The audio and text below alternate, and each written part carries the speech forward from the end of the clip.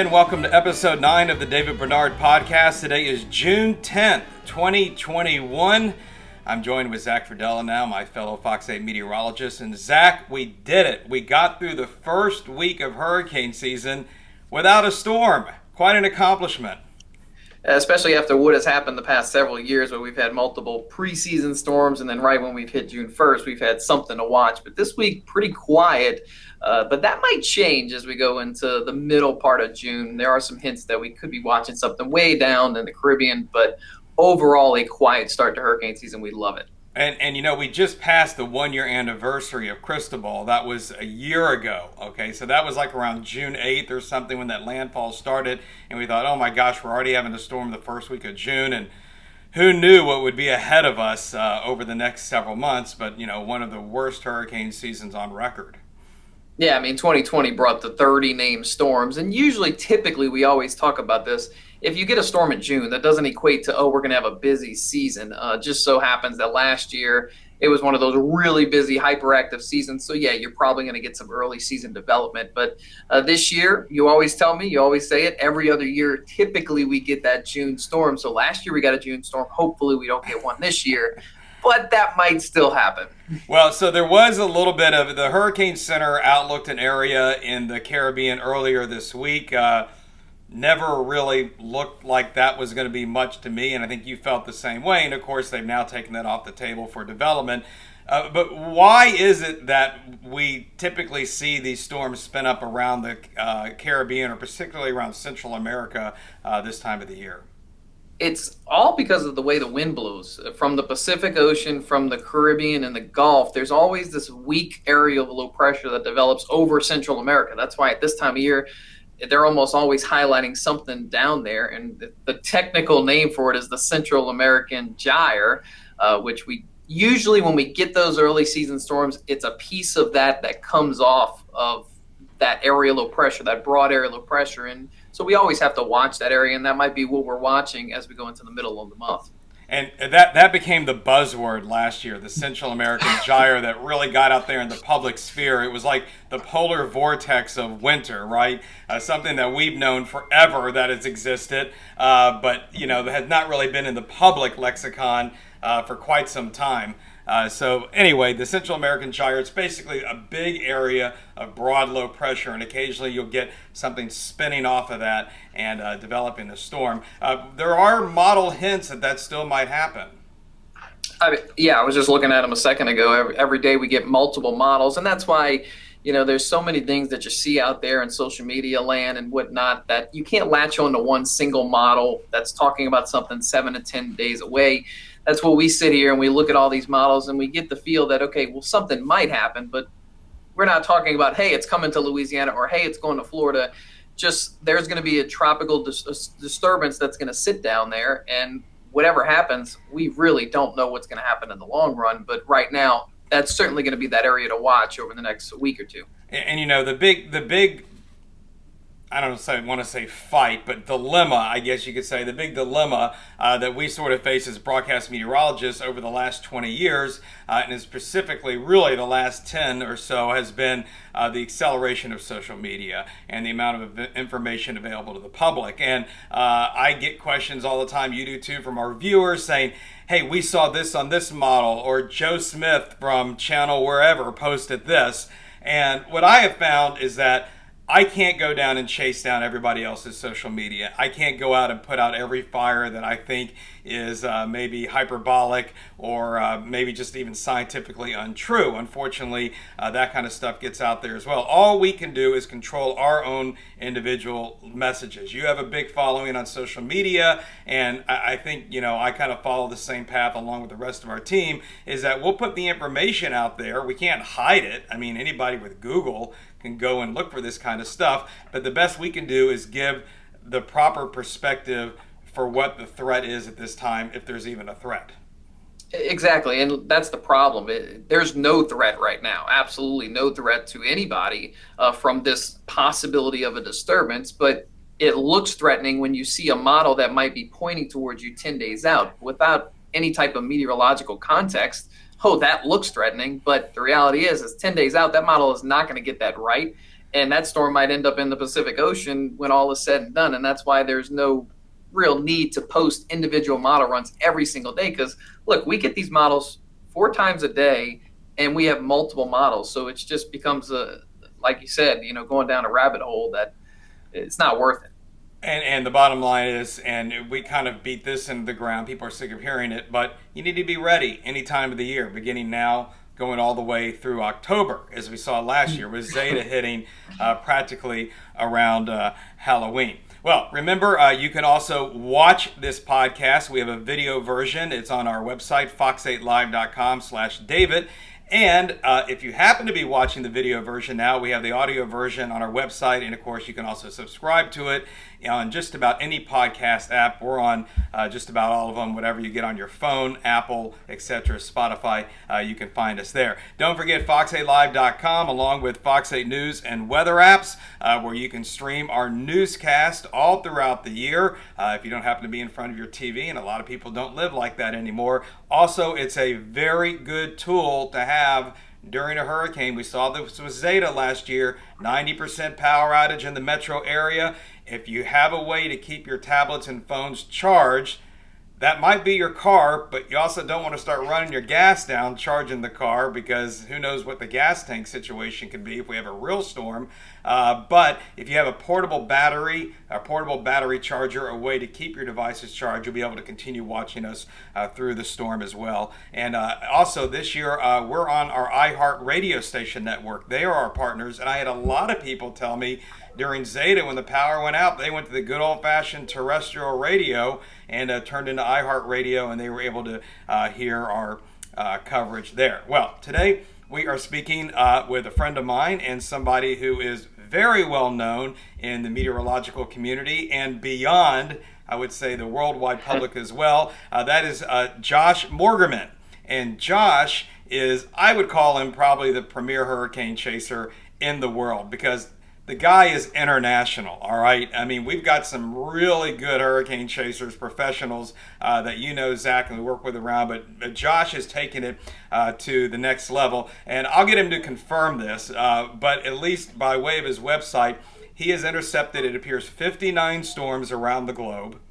Of those, 5 were Category 5 storms and 8 Category 4 storms, the rarest and most intense of all storms. Quite a remarkable feat. So on that note, let's bring in Josh. Josh, welcome to the podcast. Great to be here. Well, we're going to start talking mainly about what I think are 2 of your most intense chases you've had in your career here of doing this. And we're going to back into eventually how you do it and how you got started and all of that. But I think we want to hear about Haiyan and Dorian, which you can correct me, but I think those are probably 2 of your more intense experiences that you've had. I want to start with Haiyan and remind everybody out there, this was in the Philippines in 2013. This was a Category 5 storm, 190 mile per hour winds. I believe at the time the most intense landfall based on wind at the time. It set the record. I believe there was a typhoon last year that might have broken that record. You probably know better than I do. I've never been in anything close to that. Most people haven't experienced that. What was that like? Yeah, you got it right. First off, when I talk about what my top chases are, I actually made a top 10 list last year, and I really had to think about which was the top. Was it Super Typhoon Haiyan in the Philippines, or was it Hurricane Dorian in the Bahamas? Dorian eked it out by a hair, but yeah, Haiyan was an absolutely historic storm. As you said, at the time of landfall, it was the strongest landfalling tropical cyclone in world history based on estimated winds at landfall. There was another hurricane or typhoon, that tied it, that because it passed over a remote Philippines island a couple of years later. And then, as you said, the record might have been broken last year. However, the Joint Typhoon Warning Center hasn't done post-analysis on that one yet. So whether that record was broken or not, it remains to be seen. But yeah, Haiyan, I'm sorry, I'm nerding out on the stats. From the human impact, the thing was off the charts. It wasn't just that it was a Category 5, but it made the inner core of it made a direct hit on a pretty big city, a city of 220,000 people called Tacloban City. And not only that, imagine a very dense city of that size, basically at sea level or just a little above on the tip of a peninsula at the top of a narrow bay. And so what happened was the typhoon, which was a category 5, the eye passed just south of the city. They were in that right front quad. All that wind funneled an unbelievable amount of water into this narrow bay, and it just overflowed into the city like a tsunami. Now, we think of storm surges coming up gradually. It usually does. I think about Hurricane Ike in Texas. The storm surge was coming up 2 days before, it was coming up. It was a very gradual thing. It was a devastating storm surge, but it came up over the course of days. With Super Typhoon Haiyan, it was the opposite. It was a very small typhoon. It moved very fast. Right before the typhoon, the water actually pulled out of the bay. It was actually the tide went down, and then all of a sudden, at the height of the storm, it just rushed into the city like a tsunami. So the suddenness was part of why thousands of people died in the space of an hour. And that's what I was going to say when you just described about the water being pulled out. That's not normally how storm surge reacts. It just tells you how ferocious this actually was. At any point, did you feel your life was in danger in this storm? Were you able to move positions, or were you sheltered the entire time? What's interesting with that one is I felt personally safe, but what freaked me out was the people all around me were going to die. And so what I mean is I was in a very strong hotel at the highest point of the city, which was maybe like about 19 feet above sea level. But even the hotel went underwater. The storm surge just came up and the whole first floor of the hotel was underwater. I was on the second floor or third floor trying to shoot the storm, which we were in the eyewall. So it was just crazy. And this was in a dense urban area. So you had category 5 winds ricocheting off buildings, just blowing debris in every direction. I mean, it was really scary, but the water came up all of a sudden. And what happened was there were folks on the first floor, and by the time they realized what was happening, the water was so high that they couldn't open the doors to their rooms. So they were in their rooms with the water coming up, and they couldn't get out, and they were in the windows and screaming. And I literally felt the way I did on 9/11 when you're watching the towers and you're seeing people at the top of the burning buildings, and they're just like helpless, they can't do anything. And you're like, wow, you're watching people die. So I and a couple other guys just jumped in the water and just swam across the courtyard and started pulling them out of the windows and putting them on mattresses and sort of ferrying them to the lobby, which was also underwater, to get them on a staircase to get them to the second floor.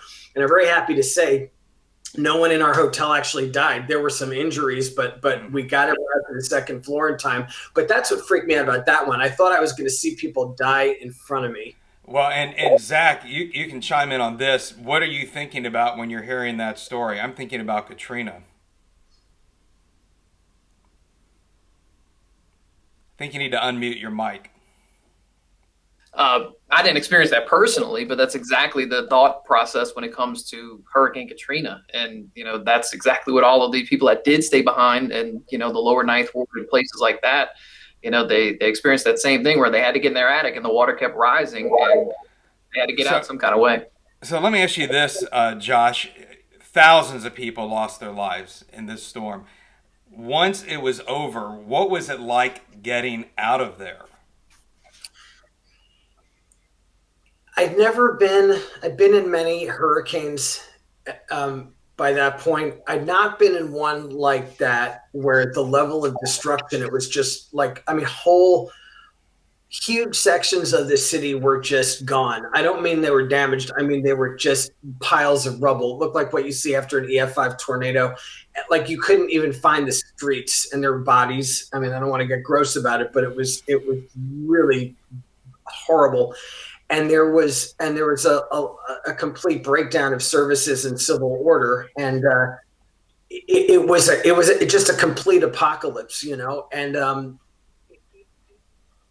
there's so many confused emotions you have. I mean, of course, you're just witnessing human suffering like that. I like just seeing injured children and things. Just it's really hard to grasp. And then the other stuff is, you're seeing all this misery, but then you're like, all right, how am I going to survive this? I'm in a developing country on the other side of the planet. The infrastructure is completely broken down, and I don't know how I'm going to get out of here or when. What I've learned, I actually learned some survival skills in Haiyan, which I've applied, to other chases since. And the one thing I've gotten really good at is when I get into a really bad crisis situation like that level, like just serious, hardcore crisis, I've learned how to just shut my emotions off. I just kind of turn into I can't explain it. I just shut my emotions off. I just turn into like sort of a zombie. I get really task oriented. It's like, all right, like I just map out what I need to do, what's step one, what's step two, and just focus on the task, shut off the emotions. And, you could feel things later. And what's interesting is I basically shut off my emotions. But once I got back to LA and I was home and I was safe, I would watch stuff about the typhoon on TV, and I would start to cry looking at the human suffering. I didn't cry while I was there. I cried after when I was in kind of a place where I could, where I could have emotions. But while I was there, it was like, I couldn't go down that hole. I had to just stay focused. And before we talk about Dorian, and Zach's going to get into that, when you just brought that up, it brought up memories in my mind when I ended up coming here for Katrina. I had left New Orleans 6 weeks before Katrina to move to Miami for a job with CBS there, and they sent me back here to cover it. And the suffering that I saw in these 5 days after the levee breaks it was unlike anything I'd ever seen before. But I wasn't really reacting to it. And it wasn't until I got out of there and ended up in Houston to kind of recuperate for a week that I really took on the full scale of this. And of course, this went on for me for a period of a year. I had basically survivor's guilt, is what I was told, especially since I was so personally connected to people that lost their homes, lost their businesses. So I imagine that's maybe a little bit of what you were experiencing. Yeah, absolutely. It's a confused mix of feelings. And also, that's it. We're talking about the human side. Then there's my other side. There's my total weather nerd side, which was fascinated by this spectacle I just witnessed. Like it was just everything about that typhoon. Literally, it was an awesome spectacle. Awesome in the old sense of the word, not awesome like good. And so there was that, I was just fascinated by the data I'd collected in it and the dimensions and metrics around that storm. So a lot of emotions around Haiyan for me still, 8 years later. Hard to believe it's been that long. Zach, you want to talk about Dorian? Yeah, let's sort of switch gears here because you said, I was sort of surprised by this. You said Dorian was your number one. That's your number one, chase that's on your top 10. And just to remind everybody, when Dorian was 2019. It was a storm that moved into the Bahamas, another Cat 5, 185 miles per hour, so slightly weaker than Haiyan. But one of the big things with Dorian, number one, it's the worst disaster that's ever hit the Bahamas. But it was the slow movement of that storm and basically a stall that happened, right over, I think it was Grand Bahama that it stalled over, but Great Abaco was the first island it impacted. And where were you exactly for that storm? So I was in Marsh Harbor, which is sort of the de facto capital of Great Abaco Island, where it first made landfall. So Marsh Harbor, it's the capital, but it's a town of about 6,000 people, so it's not large, but it is the main population center. The eye of Dorian made landfall right there. It passed right over that town, and as you said, sustained winds at landfall were 185 miles an hour. So that ties it for first place as the strongest landfalling hurricane on record in North America. It actually ties the Labor Day hurricane of 1935 that hit the Florida Keys. So that was real history. The reason it felt to me worse than Haiyan, in Haiyan, the eye passed just south of me, and I was in the eyewall, the intense inner core, but the absolute maximum winds probably passed a couple of miles south of me in the southern part of Tacloban City. In Dorian, I just punched right through that center, right through the eyewall into that eye. So I just went through the absolute worst. And for your listeners who have been through bad hurricanes, they've noticed, you get in the eyewall, which is the intense inner ring of the strongest winds and heaviest rain. but there's actually a difference between the outer part of the eyewall and the inner part. I've noticed that in a lot of hurricanes, the most violent part is that last little bit before you get in the eye. It's like the inner part of the eye is where things go really nuts. And with Dorian, I went through that part. So there was that. And then the thing about Dorian, Tacloban City in the Philippines, this is a city of 220,000 people. A lot of it was still standing after that storm. Marsh Harbor was this little town of 6,000 people. I mean, it just got absolutely flattened by this thing. And like Haiyan, I was stuck there for days and kind of witnessed a similar level of just extreme human catastrophe. What does a Category 5 storm sound like?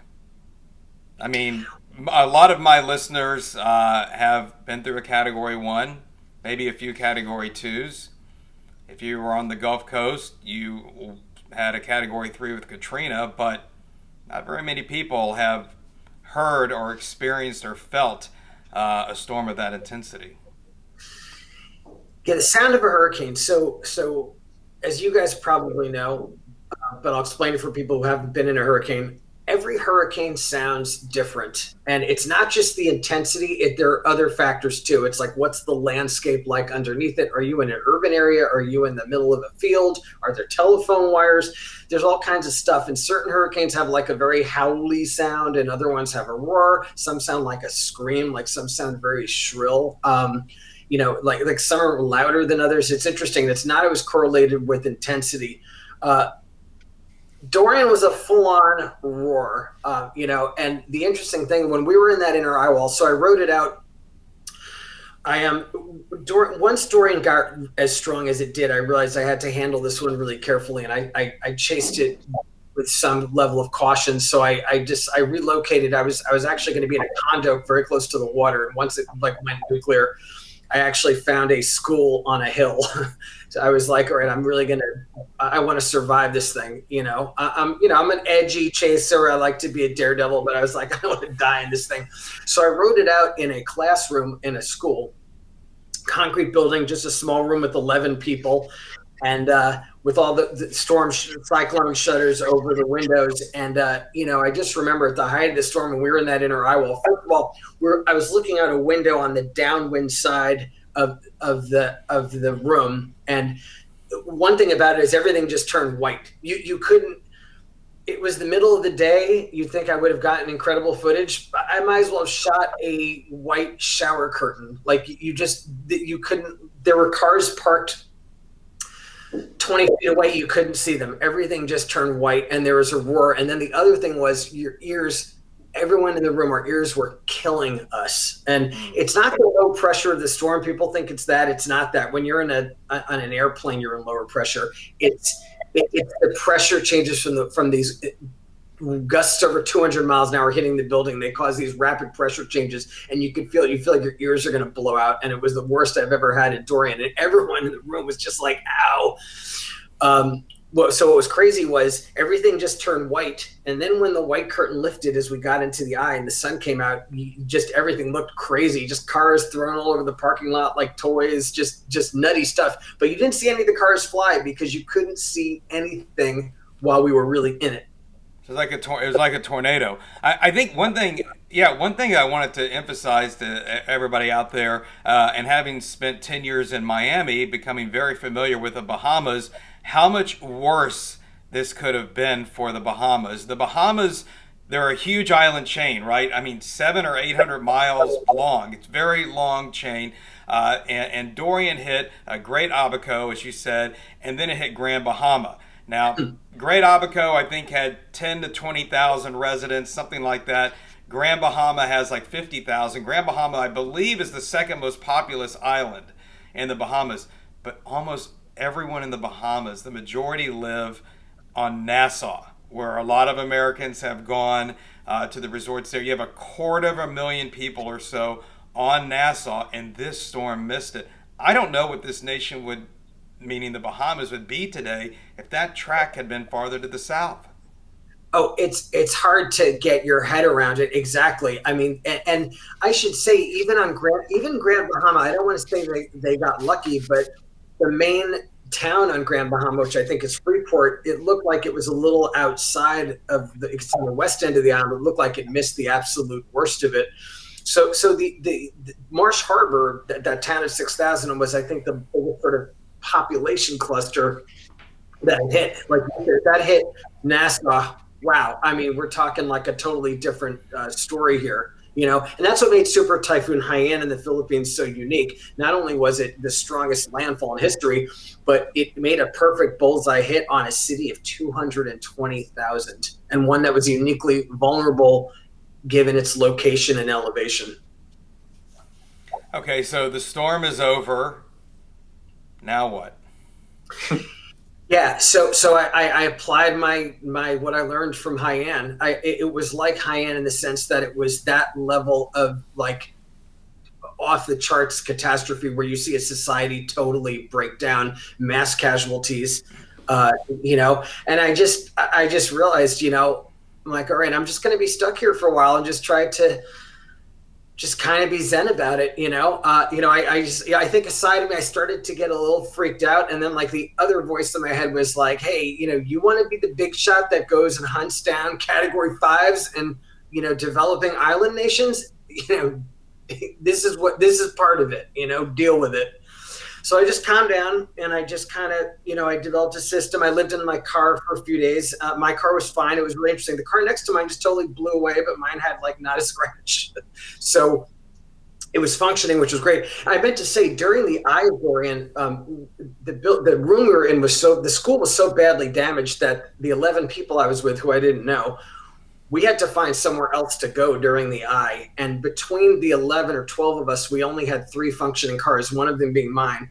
So a bunch of people piled into my car and then 2 others. And we found a government building before the backside hit. So that was really scary. But so I had a functioning car, which was really good. And it allowed me to actually, while I was there, one, it was where I lived. I lived in the car and I kept it really clean and nice. And, just that's the key to survive, is just stay organized, create a sense of order in your space, stuff like that. Don't feel chaotic.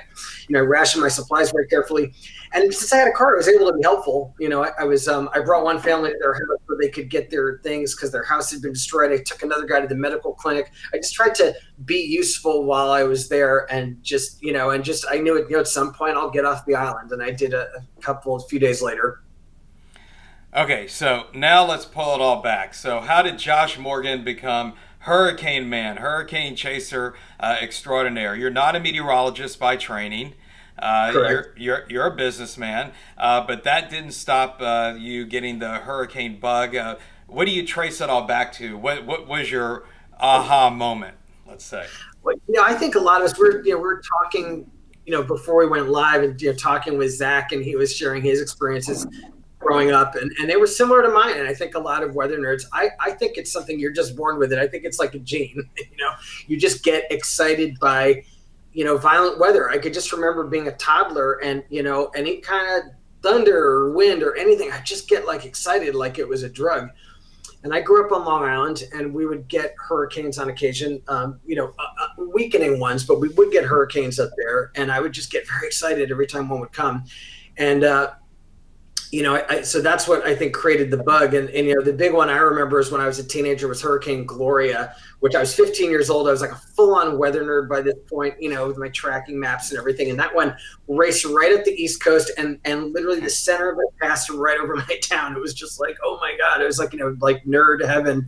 But what was interesting, it was the first time I dealt with my conflicting feelings about hurricanes. So I'm all excited. This thing's coming up. I'm like, yeah. And, the house starts shaking and the wind's really going crazy. And then we lost a really, really big tree. We had some other damage, and my mother started to cry. She got very upset. She loved that old tree, and there was other damage. And, that's the worst thing in the world, to see your mom cry. And I suddenly just, my dad looked at me and said, "Is this what you wanted?" And no, it's a moment that's burned in my memory, and it was, you cut to, decades later, Super Typhoon Haiyan. I'm absolutely enraptured with this atmospheric spectacle, and yet, you're seeing dead people and suffering, and it's like there are these two sides of my mind, and there's the human side that really feels the pain, and then there's the and then there's the side that's just absolutely awestruck by this spectacle. And I admit I'm very obsessed. People ask me, do you chase other kinds of weather? And I always say, no, I don't sleep around. I'm only hurricanes. I like to really be a specialist in one thing, and that's what I do. And I'm specifically obsessed with hurricanes. It's been my life's calling. I've been in 55, which is the eyewalls of 55 hurricanes and typhoons. That's a world record, and I add about 5 to 7 a year. Okay, so we were talking before the break that my first one was George. That was my first one that actually came to me, just like Gloria would be for you. Yes. Out of those 55, what is your first one that you actually chased, you actually went to and found your way into? Okay, so I'm gonna age myself here. So great question.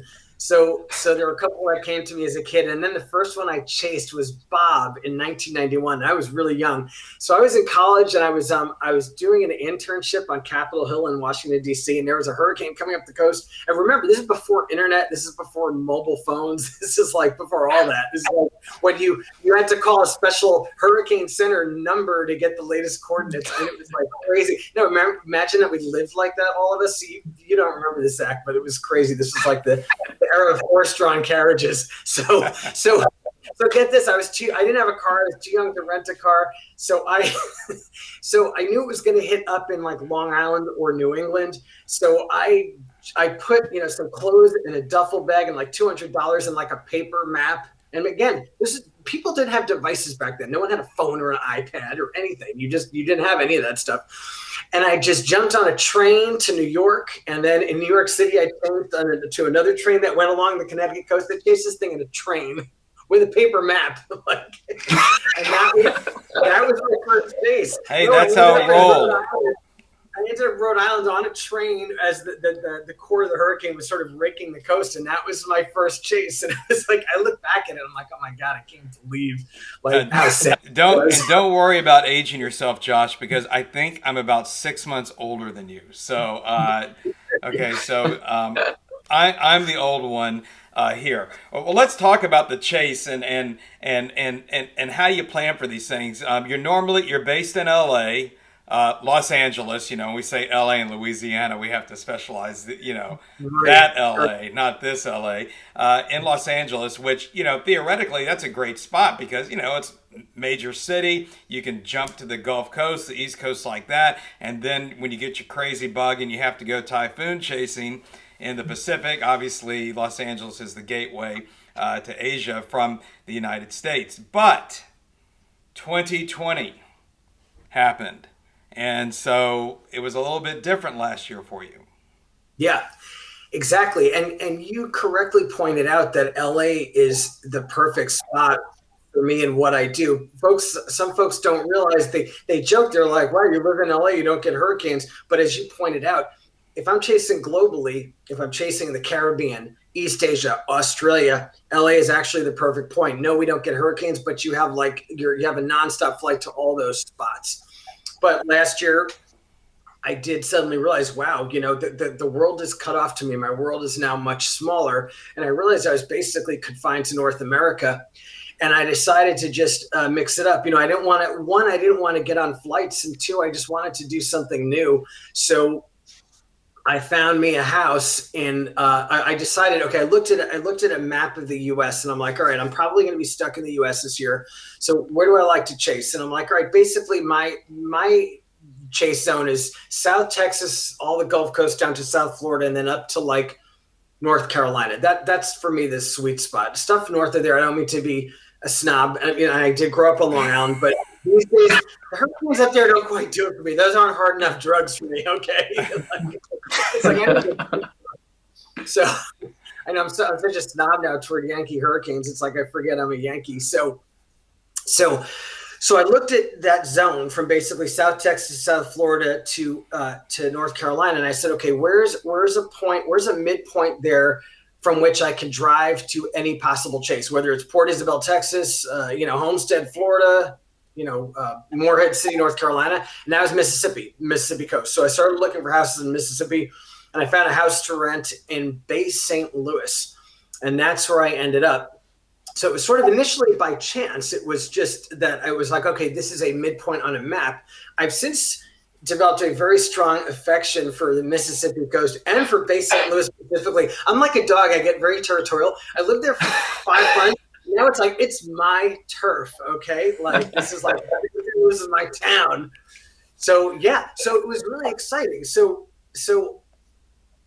I have to admit, I don't talk about this a lot, but chasers are like athletes, and you have burnout. And I think leading up to 2020, I was a little burned out on all these 14-hour flights to Taiwan, and you get in a car and you're like driving, you can't read the signs, and everyone's like, you can't communicate because you don't speak Chinese.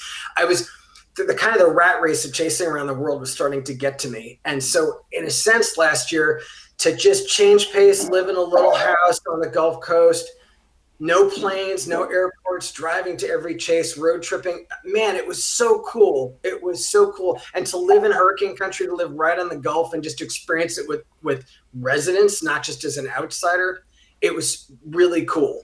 I mean, I know it wasn't cool for residents to be insensitive. You were the problem last year because you know what? The globe then knew, Mother Nature knew, hey, we're just going to send them all towards him because he doesn't want to get on a plane anymore. Dude, don't say that. I was scared that the locals were gonna show up at the house with pitchforks and torches and burn me with a stake, because actually up until Zeta, okay, I'm in Mississippi and everyone's like, wow, you're a hurricane magnet. I'm like, no, I'm not. Mississippi kept getting missed. I was like, they'd go to the east or they'd go to the west. I'm like, I'm a protective agent. And then Zeta nailed Mississippi. So then that claim that I made water.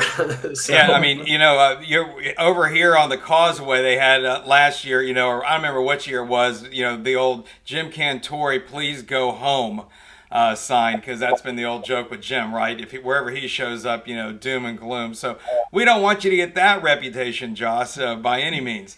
Hey, for the technological geeks out there, give us an idea of what do you take with you on a chase? What are the necessities? And I bet that has grown exponentially in the last 10 or 15 years just by the type of capabilities that we have today. In some ways, it may be easier.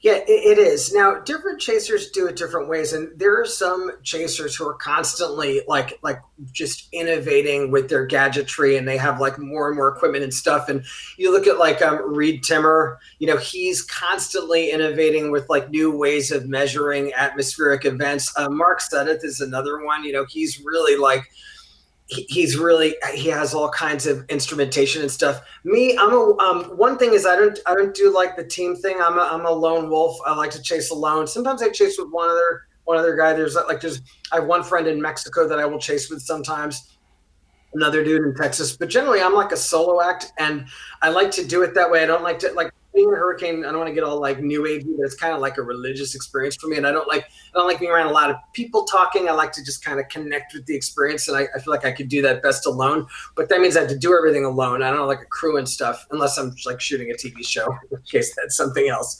But because of that, and also because keep in mind, I'm on a normal year, I'm just hopping around the globe, on connecting flight to some random island in the middle of the Pacific. So I had to keep things small and portable and light. So I travel with everything is about it's about accuracy, but also about portability. Basically, my main device for collecting data are Kestrel weather meters because they're small and portable. I carry about 5 or 6 of them with me. And what I try to do before a hurricane comes on shore, and now I'm going to get all nerdy, but I try to deploy them at different points in what I think is going to be the landfall zone to get sort of a multi-dimensional sort of profile of the hurricane as it comes ashore. And my best work in this area was there's a hurricane hitting the west coast of Mexico in 2018, actually just 2 weeks after Michael devastated the Florida Panhandle. So it was called Willa, and it was hitting Sinaloa, which is a lot of the coast of Sinaloa is very sparsely populated. I planted sensors along the coast. One went through the left eye wall, one went through the right eye wall, one went through the eye with me. And afterward had this really cool pressure profile that told you all kinds of things about the hurricane and what had happened. Now, the reason this was important and useful is this was an area with no weather stations and there were no recon planes in the hurricane as it came ashore. So these data really were the only data that were available telling what happened at landfall, and it was useful to the National Hurricane Center as they did their post-analysis. And that's my biggest thrill now. When I was younger, I was like an adrenaline junkie. It was just about being in like a crazy storm. Now, my big passion is collecting data on these remote landfalls where there otherwise wouldn't be any data. I was going to say that I recall Patricia. I think you helped with some data on that as well. Which Patricia was the storm that I think they measured. What was it? 200 at one point, over 200 mile per hour winds. Sustained winds measured by recon of 215 miles an hour, which is the highest like in the history of any tropical cyclone anywhere, including the Western Pacific, I might add. People have to talk about the Western Pacific as king, the storms there are stronger. It's like, well, Patricia beat them all. Okay, so let's talk about this. We talked about all the big chases and all. What have been some of your bust? Have you? You have to have at least one or two in there that drive you crazy all the time. Oh yeah, we all have them, and it's like I take busts really hard. I'm a very competitive guy, and I'm very obsessive about. I told you I see chasing as like a sport, and I'm really into like my records and my stats. And when I bust, it's like I'm like the losing Wimbledon in 5 sets in the final. I mean, I take it really hard. And when my last bad bust was actually Matthew in the Bahamas in 2016. I don't bust often, and I'll be like depressed and sulking for days afterward. But a bust for me is when I miss the core of the hurricane. So when I miss like what I call the eyewall. I like to get in the eye, but as long as I get in the eyewall, that strong part, and I can collect meaningful data, then I feel like, okay, this was a worthwhile chase. But I think probably my worst ever was I was in San Antonio visiting a friend, and there was something popped up in the Gulf. It was dawn of like 2011, I think, but it was one of those things. It was like a July tropical storm, and it started to look really good. And we're like, hey, yeah, let's drive to the coast and do that. We went down to Baffin Bay, and the thing just like it kind of like just totally fell apart, where like the radar had the center, like, when one place and satellite imagery had it in another. It just literally the whole thing just like it just and what? It probably got dry air coming off of the mountains, and that can happen there on those deep South Texas storms. Just ate the whole thing up.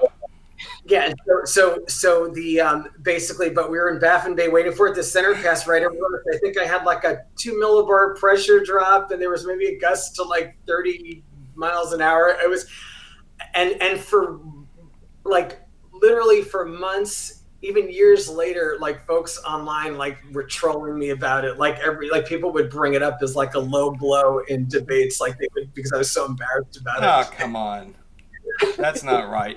All right, well, let's talk about some of the other projects you have going on. First of all, you did produce a documentary, Hurricane Man. People can,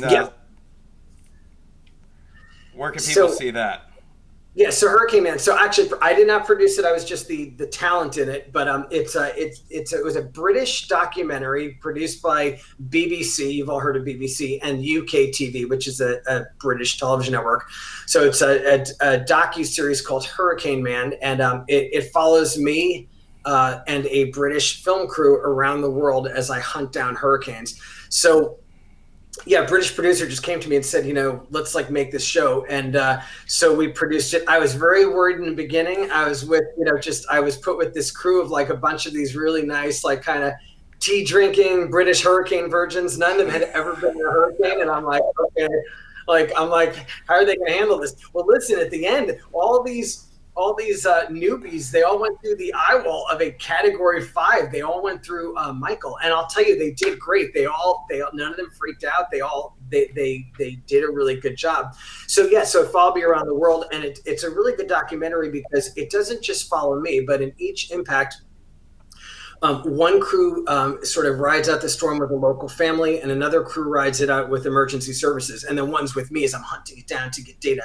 So each episode interweaves the different perspectives on the storm. And it happens in the Philippines, Mexico, the United States, just everywhere, Japan. So it's really cool. So it aired on the Science Channel in the United States. Now you can get it on Amazon. Just go to Amazon Prime, Google Hurricane Man. Yeah, it's a great series.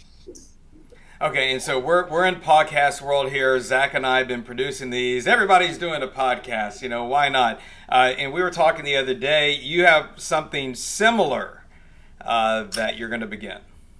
Yeah, so I'm launching a live stream. So it's iCyclone Live. So iCyclone is my brand name that I have been working under for years. It's my social media handles and everything else. iCyclone, the letter I, the word cyclone. So on my YouTube channel, I'm now going to be starting a live stream that'll happen regularly. I have to assess how regularly, but basically I thought it would be a good platform. I have very high social media engagement. I have several 100,000 followers on Twitter and Facebook, and I get a lot of questions and people want to engage in conversation, and I can't always get to everything. And I thought this would be a good way to make myself more accessible, to kind of go more in depth about like past chases or what I'm planning on doing. And most importantly, just to interact in real time, with folks who follow what I do and who want to just, really ask questions and get more in depth. I think you can't always give an interesting or in-depth answer in a tweet. So this is designed to sort of, I guess, round out my communications. I'm very excited about it. So first session of it, the first episode is going to be June 17th at 7 Central. So yeah, just check out my YouTube channel. Just go to YouTube and just look for iCyclone. You'll find it. And please join in. I'll answer questions about almost anything. Almost. Well, so I don't know about you. I mean, we're all hurricane weather junkies here. I'll be the first to admit, though, that after 27, 28 years of it, I'm not always looking forward to hurricane season. Zach's ready. This guy is like, as soon as there's like a whiff of a spin anywhere, he's like, look at this, David, look at this. And you're 50 times worse. And so we know that, Josh. And so, but just to conclude here, Zach and I wanted to know, what do you do in the off season, with all this energy? How do you get your adrenaline kick? It's a great question. So in a ideal year, there's no off season because, when it shuts down for the Northern Hemisphere, then it's like it's hurricane season in Australia. They call them cyclones, but, and in Fiji and places like that. But this year, I had like a real off season. And, what's interesting is I'm really hardcore adrenaline junkie, and I'm really hardcore about hurricanes. I'm not as hardcore about other things. Like people are like, oh, do you want to go skydiving? I'm like, no. Yeah. I'm with you on that. I'm kind of a wimp about it's like I seem to have like, when it comes to hurricanes, I'm like this daredevil, but when it comes to other things, I'm kind of not. I don't like heights. Like I'm just kind of, I'm sort of a creature of routine. I try to really get back into really tip-top shape in the off season. I look at chasing, it's like being an athlete, and I think that you do better if you're like, physically just like in really good condition and everything, because chasing's hard on your body, and your mind. You're going days and days without sleep. It's just, I've been in situations, whether I'm rescuing people or whatever, where actually physical strength matters. So I just try to keep in really, really good shape and enter the season like an athlete, just primed and ready to go. Well, and Josh, I think everybody listening, most of them probably going to be local. They're probably all wondering, are you coming back to the Gulf Coast this year to stay for this hurricane season? That's right. Yeah, I'm sorry, Mississippians, but I'm like gum stuck to your shoe. Okay, I am coming back. No, I love this thing. It's seriously, I'm like, and I love Bay St. Louis. It's like my town. I'm really excited. I'm coming back on the 24th. I'll be back in what I call Hurricane House, which is the little cottage that I rent. Well, you're not the only one that loves Bay St. Louis and the Gulf Coast. It's very popular with folks in New Orleans. They've got homes over there, and of course, the communities there. They're proud people, and they know hurricanes. That is for sure.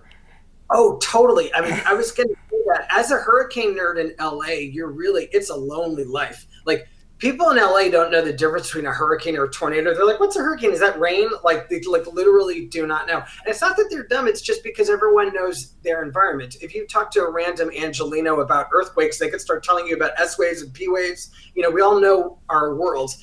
But the nice thing about living in Mississippi is you can talk to any random person off the street, and they're actually like a hurricane nerd, and they can share 2 or 3 really interesting experiences that they've had. I mean, or what their grandparents had. It's like everyone there can have a really cool, interesting discussion about hurricanes. So it gives me an automatic way to just like, you know, make friends.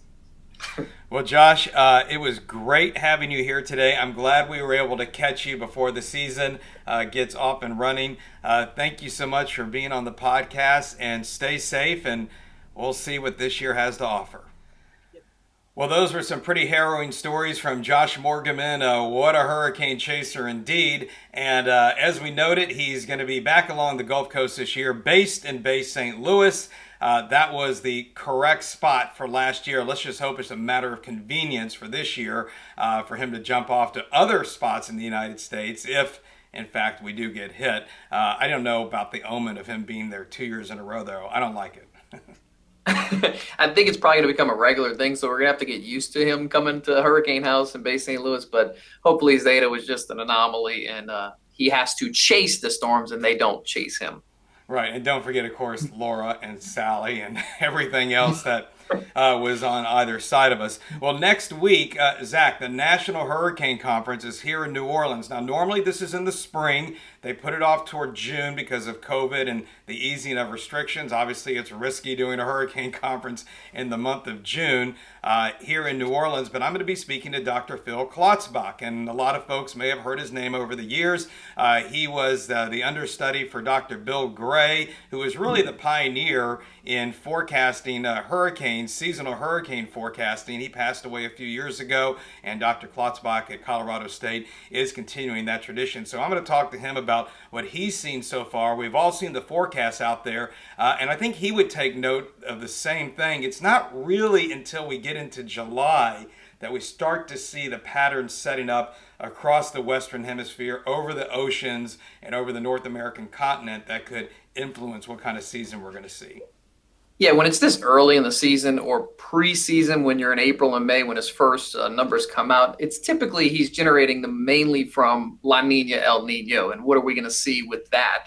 But once you get into the season, now that we're moving into the season, and we get into July and especially early August, you start to see how this all plays out, and you also start to get hints of what the tracks might be for that year, where the hot spots could be. Louisiana was obviously the hot spot in 2020. Hopefully this year we are not that hot spot. Even though we are going to have an active season, it doesn't mean we're really going to get threatened at all, but you always got to be prepared for that one.